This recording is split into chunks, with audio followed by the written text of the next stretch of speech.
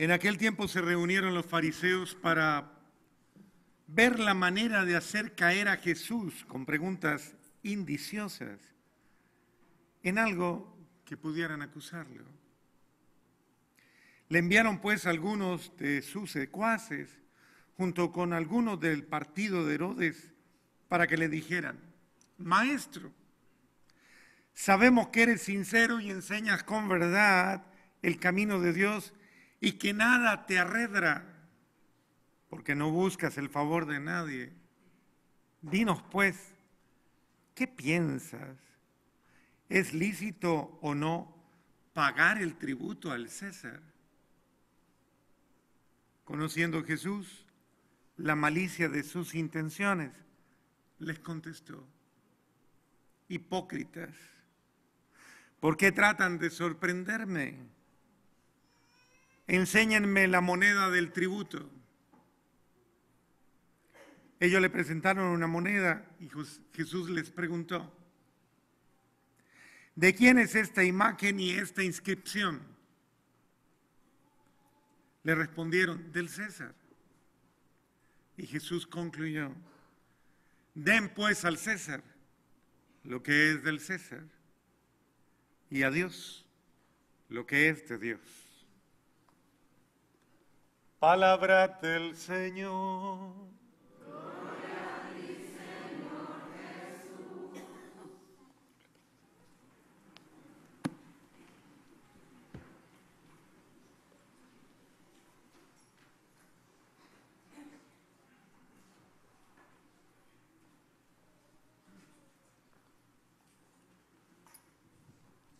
Hoy la reflexión es muy importante porque está en referencia de,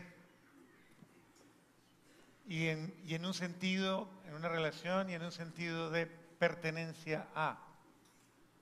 Las primeras líneas de la primera lectura obviamente dejan entrever las características del diálogo que quiere tener hoy Dios con nosotros. Y es un diálogo claro y directo. Así habló el Señor a Ciro, su ungido. Eso quiere decir, y de entrada, inmediatamente, una relación o una interacción, uno de intimidad, y no entre cualquiera y cualquiera. Es Dios y su ungido, y su elegido. Cada uno de nosotros es un ungido de Dios. Primero que todo, por la gracia del bautismo, somos ungidos de Dios. Usted es una persona consagrada, elegida, separada, reservada para Dios. Y no por imposición alguna, porque Dios no le impone nada. Es un legado en el amor y en la fe que si usted quiere lo acepta.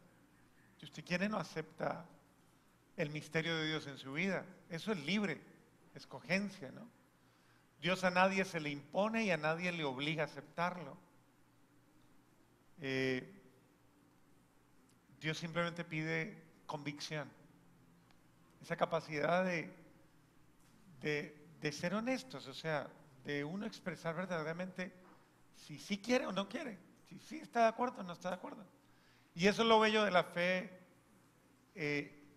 porque es un caminar cada día más en un lenguaje de sinceridad. ¿Recuerdan cómo estaba la primera lectura? La primera lectura, no, la oración inicial. Precisamente invocaba eso: Señor, que te busquemos con devoción para que podamos vivir sinceramente ante ti. Ser sinceros. ¿A usted le gusta vivir con gente que usted percibe que de alguna manera le engaña? ¿Le gusta vivir con gente así o no? ¿Usted es así? ¿Usted no engaña a nadie? Voltee la cara y le pregunta: ¿usted me engaña? Pregúntele, voltee la cara y le pregunta.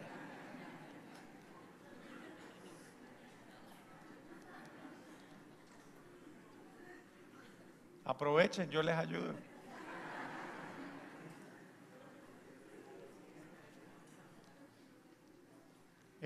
Hace algunos años yo leí un librito que narraba la historia de la fe de una comunidad cristiana en Rusia. Y ellos básicamente pasaron por pruebas muy duras por el establecimiento del comunismo y fueron perseguidos por toda suerte de estrategias para poder poner en evidencia quiénes eran religiosos y quiénes no eran religiosos. Y recuerdo una escena que a mí me marcó muchísimo dentro de esa narrativa, una escena en la que estaban reunidos en una asamblea, como decir hoy, una gran asamblea, y de pronto irrumpieron en la asamblea un ejército. Entraron con sus armas y entonces se pararon en medio, postearon todas las puertas y el líder se paró acá al frente y les dijo: los que duden, los que todavía no estén convencidos de esto, váyanse. Tienen libertad, les voy a dar un momento para que se vayan. Los que no tienen convicción, sino que están aquí váyanse, váyanse, váyanse. Y se fueron. Después dijo: ahora los que tienen miedo, váyanse, tranquilos, váyanse. Y otro grupo se fue. Y luego dijo: los que en este momento no sean capaces de vivir una prueba por la fe que dicen tener, se pueden ir. Es decir, los cobardes, pues. Váyanse. Y al final quedaron unos poquitos. Yo no sé si hicieran eso aquí, ¿cuántos quedaríamos?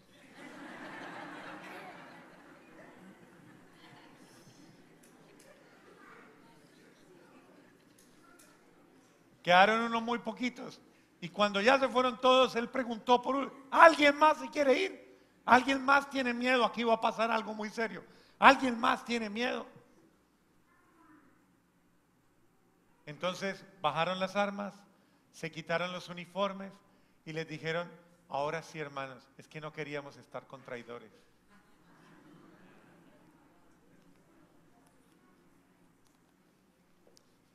Es decir, esos eran convencidos, pero no querían estar con gente traidora, que apostatara de su fe tan fácilmente.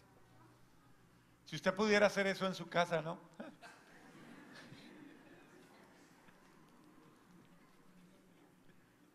Pero no es tan fácil. Bueno, hay una situación bien delicada y es que vivimos en una sociedad que día a día maneja un lenguaje cada vez más complejo, un lenguaje que compromete la conciencia, compromete la voluntad, compromete la dignidad, compromete la integridad humana. Vivimos en una sociedad que obviamente vive jugando con los valores, jugando, y son juegos de conveniencia, es decir, lo que más me conviene, eso es lo que hago, pero no necesariamente lo que más creo, sino lo que más me conviene, y entiéndanme que eso ya es algo delicado. Cuando una persona se guía en sus propósitos de vida, no por lo que cree, sino por lo que le conviene, esa persona es muy peligrosa. Su actitud ya es una actitud muy delicada. Y lastimosamente la catequesis de este mundo, es decir, la voz de este mundo, no busca fortalecer la fe de nadie, no busca fortalecer las convicciones de nadie. ¿Qué busca? Proponer conveniencias. Y dentro de esas libertades personales, cada quien va conveniendo, pero ¿con quién conviene? ¿Y con qué va conveniendo? Y va cediendo. Y de alguna manera va transando, va comerciando, porque de alguna forma, ese es el lenguaje, ¿no? La gente lo tiene y los que viven de negocios lo tienen en su mente y dicen: lo importante es ganar, lo importante es el business, es que dicen, ¿no? Lo importante es sacar provecho, lo importante es. Pero en eso mucha gente termina comprometida. Es un juego delicado que corresponde a muchas realidades. Una, al al placer. Porque el placer es uno de los objetos de compra y venta, es una de las mediaciones de comercialización. Cuando uno habla del mercantilismo que existe en la sociedad, el mercantilismo humano, con lo que se comercia es con vidas, con personas, pero con lo más sagrado de esos seres humanos. Se comercia con el ser humano, se vende el ser humano. Y hay mucha gente que lastimosamente vendería hasta a su madre por conveniencias. Y eso uno lo ve fácilmente. ¿Cuántas familias por una herencia terminan divididas, peleando el uno con el otro, odiando el uno al otro, no hablándose y con jueces, con abogados, con miles de cosas? Pero bueno, yo sé que eso a ustedes no les pasa, porque ustedes, eso pasa por allá en otros países. Pero en esos órdenes y en muchos más que van comprometiendo, el poder es el otro nivel de comercio, el otro nivel que va ofreciendo demasiadas oportunidades. El hecho de alguien que quiera llegar, que quiera hacer, que quiera ser visto, el reconocimiento, porque la gente paga, busca pagar lo que sea con tal de la hora de fama, la hora de lustre, de brillo, el ratito. Y paga lo que sea. Y el tener es lo otro, porque igual todo eso da visos, ¿no? Entonces, por tener, entre comillas, la gente muchas veces entra en un comercio, en un diálogo, en unas transacciones que comprometen su vida. Pero el punto es, ¿usted con quién está comerciando? ¿Usted con quién está transando? ¿Usted a quién le está abriendo la puerta? ¿Usted a quién le está dando la oportunidad? ¿Usted a quién está mostrando toda su vulnerabilidad humana? ¿Usted en las manos de quién se está poniendo? En última instancia tendría que decirlo de esta manera. ¿Usted a quién le está sirviendo? ¿Usted a quién está siguiendo? Porque el punto es, o usted le sirve al tener, al poder o al placer o al mundo, al demonio o a la carne. ¿A quién? ¿Por quién está usted transando? ¿Y qué está comerciando, Dios mío? ¿Qué es lo que está negociando? ¿Cuál es el precio? ¿La condenación eterna? ¿La vida eterna? Tenga en cuenta eso. Que lo que usted se está jugando no es el ratito simplemente de disfrute o de lustre. A lo mejor se está jugando es todos los designios sobre su vida. Y entonces, de acuerdo a eso, lastimosamente usted va entrando en un comercio muy delicado y muy sutil y transando con situaciones que le van dañando, que le van corrompiendo. Y entonces una persona aparentemente buena, aparentemente noble, justa, aparentemente íntegra, termina vendida. Mire, yo les voy a contar una cosa que a mí me impresionó muchísimo, pero muchísimo es muchísimo. En mi proceso de crecimiento humano en la sociedad colombiana, en la sociedad mía colombiana. No quiero hablar mal de eso, pero no es hablar mal, es hacer una reflexión radiológica de una situación o de una fenomenología, de una patología, le llaman los médicos, es decir, de una enfermedad. Yo alcancé a escuchar que se hablaba de gente íntegra, digna en el país. Este señor es íntegro, inviolable. Este ser humano, esta persona, esta familia, nadie la compra. Tiene una conciencia recta. Eso lo alcancé a escuchar. Pero alcancé a pasar por el itinerario en el que comenzaron a aparecer nuevos elementos en juego en esa sociedad. ¿Cómo cuáles? Comenzó a aparecer el dinero fácil. Comenzó a aparecer la droga, sí, claro que sí. Comenzó a aparecer el comercio en todos los órdenes. Comenzó a aparecer la corrupción política, la corrupción de los líderes, la corrupción de los administradores. Y en todas las etapas, o sea, en todas las dimensiones, créanme, yo me involucré un poquito, no tanto, bendito sea Dios, pero me involucré un poquito en los procesos sociales colombianos porque uno me dio inquietud cuando comencé a despertar a mi capacidad intelectual, estudié Derecho, me metí en un espacio de ciencias políticas y sociológicas y lo trabajé un tiempo, fui líder o ideólogo sociológico en ese sentido, pero con visión católica, con una visión que se llama el social cristianismo, con una visión que, bueno, iluminó muchos regímenes durante muchos años. No lo seguí, gracias a Dios, la politiquería y todo este poco de vainas no me gustaron, bendito sea Dios. Pero era formador, nunca me gustó la práctica política, pero hacía la reflexión desde el lugar y comencé a ver procesos muy delicados. Estuve muy cerca de procesos muy serios, el M-19 y su disolución, lo conocí. Fui párroco en un lugar donde la guerrilla mandaba, donde la gente era absolutamente atemorizada y amedrantada con la guerrilla. Cuando llegué ellos eran el poder, mandaban, dominaban y aterrorizaban a todo el mundo.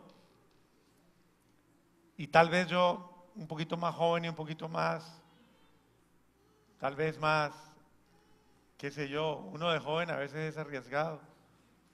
Confronté esas realidades, tuve que salir como objetivo militar de las FARC, de un lugar que ustedes tal vez no conocen en Colombia porque eso casi no lo conoce nadie. Se llama San Juanito Meta. Cuando vean el mapa del Meta, es una de las orejitas del tigre que hace la cara del Meta. Ahí, San Juanito Meta, eso es en medio de las montañas, ahí no llegaba ni el ejército ni nada. Ahí llevaban los secuestrados, a mí me tocaba ver llegar con los secuestrados.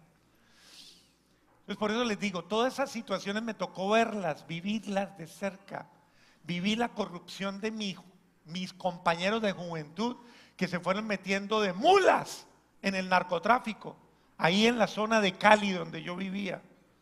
Y la corrupción en muchos órdenes. Vi la corrupción política también porque también estuve en esa instancia y vi esa corrupción que comenzó a llegar en todos los estamentos, alcaldías, gobernaciones, en todos los niveles, en todos los contratos, en todas las formas. Y a mí eso me aterró. ¿Sabe qué me aterró? Ser testigo de una sociedad tan íntegra, porque la sociedad colombiana, no puedo hablar de otra, desde la figura de mis abuelos, desde la figura de ellos, yo de niño la vi, alcancé a conocerla todavía absolutamente respetable, o sea, personas íntegras. Y después comencé a escuchar en el medio, todo el mundo tiene precio.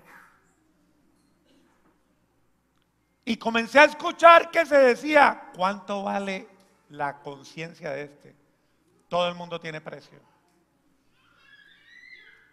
Y comencé a ser testigo de cosas de esas y fue doloroso, créanme, fue doloroso, yo creo que no solo para mí, sino para todos los colombianos de integridad. El ir viendo cómo las capas de nuestra sociedad se fueron corrompiendo, progresivamente se fueron corrompiendo y fueron cayendo. Y vinieron todos los procesos de judicialización de todos los que se vendieron, se comprometieron, se untaron con toda la corrupción y comenzaron a salir unas cosas horrorosas. Y esos seres humanos que uno veía tan altos, Dios mío, comprometidos con el mal. Y obvio, entró una crisis social y entonces ¿en quién creemos? ¿En qué creemos? En todos los estamentos, en todos, políticos, sociales, religiosos, en todos los estamentos, en todos los órdenes. Eso es lo que le causa a uno, eso es dolor de patria. Y ver uno sintiendo, ir viendo todas las realidades en las cuales la gente va muriendo por unas situaciones, o sea, eso es dolorosísimo. Créame, a mí me tocó ver muertes muy duras en medio de ese conflicto armado, que uno dice, una de las muertes duras que me tocó, demasiado dura, fue que mataron a una mujer delante de sus 3 niñitos. El sicario de las FARC vino y le disparó en la cabeza delante de los 3 niñitos. Yo estaba enfermo, era un domingo, y cuando me llamaron y me dijeron, padre, acaban de atentar contra la vida de tal señora, me fui para el hospital y ella estaba obviamente ya en un trance terrible Ustedes no saben lo que es doloroso tratar de llevármela y sacarla de ahí, y no había nadie que me sacara, ni la Cruz Roja, no había helicóptero, no había nadie. Y todo el mundo me decía, no haga eso, padre, porque lo van a matar, la maten a ella y lo matan a usted. Hasta que hasta el final luché, busqué respaldo en todas las fuerzas del gobierno y nadie me ayudó, y obviamente murió la señora. Y bueno, de ahí en adelante fue que me declararon objetivo militar, porque a mí eso me indignó y comencé a predicar demasiado duro. Pero era la verdad, era la vida de muchos seres humanos. Entonces, simplemente decirles eso. Esta reflexión de hoy es eso. ¿Usted a quién le está vendiendo su vida? ¿Usted con quién se está comerciando? ¿Usted con quién se está metiendo? ¿Se está metiendo con la carne? ¿Se está metiendo con el placer? ¿Se está metiendo con...? Y eso le cobra su precio.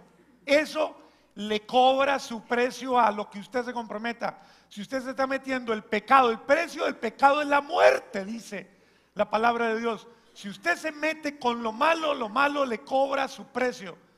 Todo aquello con lo que usted corrompe su alma, le pasa después factura y le reclama. Un santo obispo nuestro que ya está en el cielo decía claramente, todo se paga en la vida, todo se paga.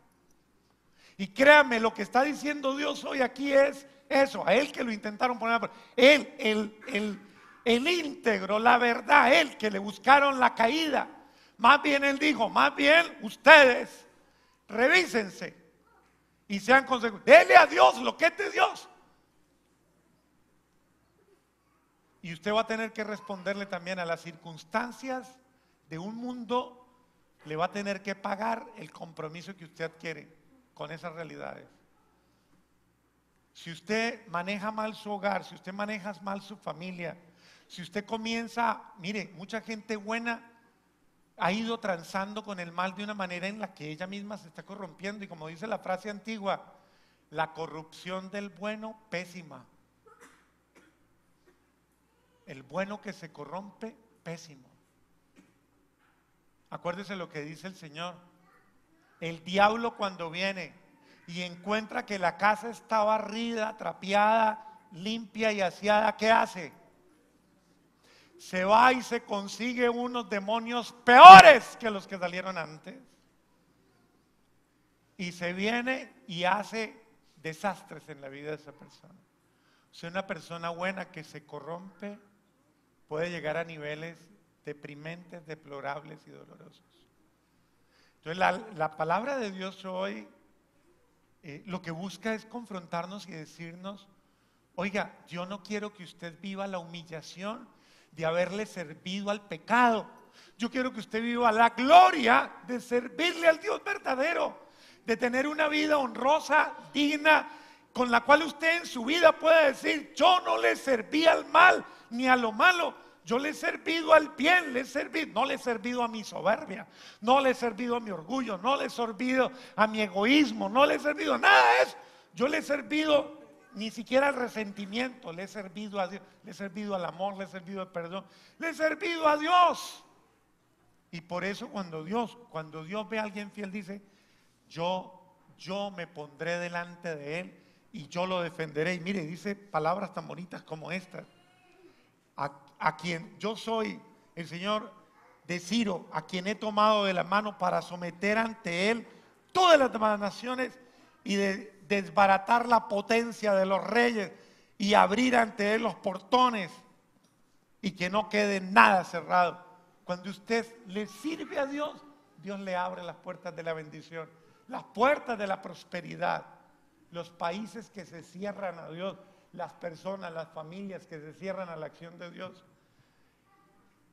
pues le abren la puerta al demonio, le abren la puerta a la corrupción, le abren la puerta al mal. Y el Señor no quiere nada de eso, al contrario, el Señor quiere que nos sentamos honrados los unos y los otros de trabajar por el bien de nuestras vidas. El apóstol San Pablo lo dice, en todo momento damos gracias a Dios por ustedes. Es que cuando uno ve una persona que está luchando por el bien, créame que eso edifica. Eso hace mucho. Ver a alguien luchando en medio de una sociedad corrompida, luchando por ser íntegro, por ser bueno, esa persona es un mensaje viviente y genera estos sentimientos que dice Pablo: Doy gracias por ustedes y los tenemos presentes en nuestras oraciones ante Dios nuestro Padre. Y recordamos sin cesar las obras que manifiestan la fe de ustedes. Eso se recuerda siempre. Uno recuerda, es imposible olvidar que frente a una prueba que tuvo el Señor aquí, en momentos difíciles, y le presentaron negocios fáciles y le dijeron, este es el camino, y él dijo, no, yo no expongo ni mi familia, ni mi vida, ni a nadie. Si voy a aguantar hambre, pues aguanto hambre, lo que sea, pero yo mi alma no se la vendo al diablo. Y eso lo recordará toda la vida, su esposa, sus hijos y todo el mundo, porque es un acto de fe. Y finalmente dice Pablo, los trabajos fatigosos que han emprendido en su amor y la perseverancia que les da su esperanza en Jesucristo nuestro Señor. Es decir, la vida no es fácil para nadie. El camino fácil, dice Jesús, lleva a la perdición. El camino difícil, fatigoso, es doloroso, pero lleva a la gloria de Dios, lleva a la verdad, lleva a la libertad. Que usted esté tranquilo, que camine dignamente con la cabeza en alto, pero que no esté comprometida su dignidad, ni su honra absolutamente en nada. Que usted pueda decir como muchos dicen, en mi vida y en mi conciencia no le he quitado nada a nadie, no le he quitado el marido a otra, la mujer a otro, no le he quitado la familia a nadie, no le he quitado la honra a nadie, no le he quitado la fe a nadie, no he dañado a nadie. Bendito sea Dios, puedo estar tranquilo y vivir tranquilo porque he vivido dignamente e íntegramente. Y si no lo ha hecho, pues recapacite, reaccione y enmiende sus errores. Y corrija lo que tiene que corregir a tiempo, antes de que llegue el juicio de Dios a su vida y usted no tenga cómo defenderse, porque su alma y sus acciones le tienen vendido al mal. Que al contrario el Señor diga, este hijo, esta hija mía, bendito sea, nos ha honrado aún en las circunstancias más difíciles y ha exaltado nuestro poder, nuestro nombre, nuestra presencia, aún en las circunstancias más adversas. Venid benditos de mi Padre, vengan benditos hijos de Dios, porque aún en la adversidad supieron ser fieles hasta el final. Amén.